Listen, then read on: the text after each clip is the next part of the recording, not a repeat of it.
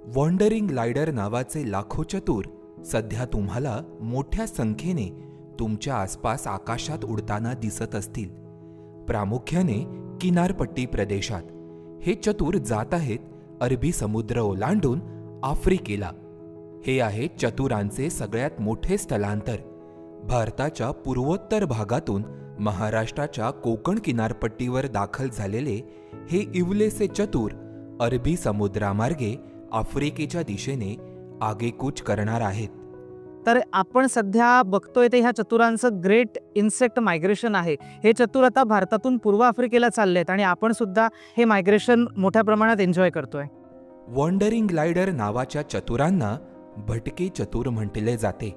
या चतुरांची लांबी 2 इंच असून त्यांच्या पंखांचा विस्तार 4 इंचापर्यंत असतो।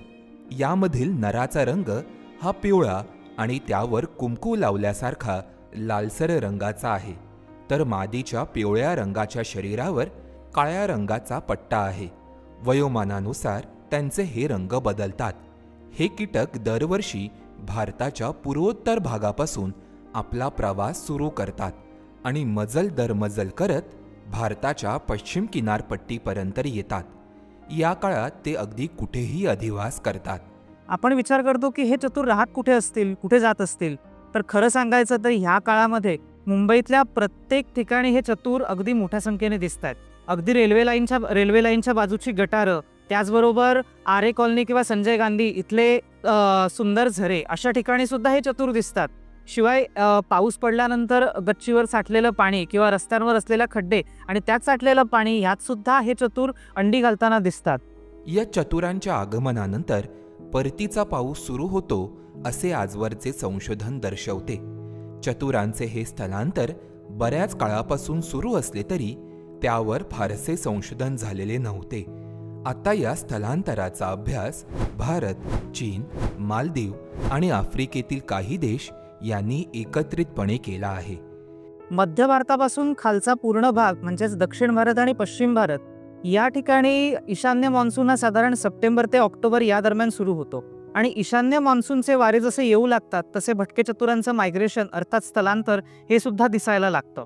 भटके चतुर अर्थात वॉन्डरिंग लायडर हे चीनच्या दक्षिण भागापासून भारतात येतात, त्याच्यानंतर मध्य भारतात काही काळ थांबतात, तिथून भारताच्या पश्चिम किनाऱ्यावर जातात आणि ईशान्य मान्सूनच्या वाऱ्यांसोबत आफ्रिकेच्या पूर्व किनाऱ्यापर्यंत जातात।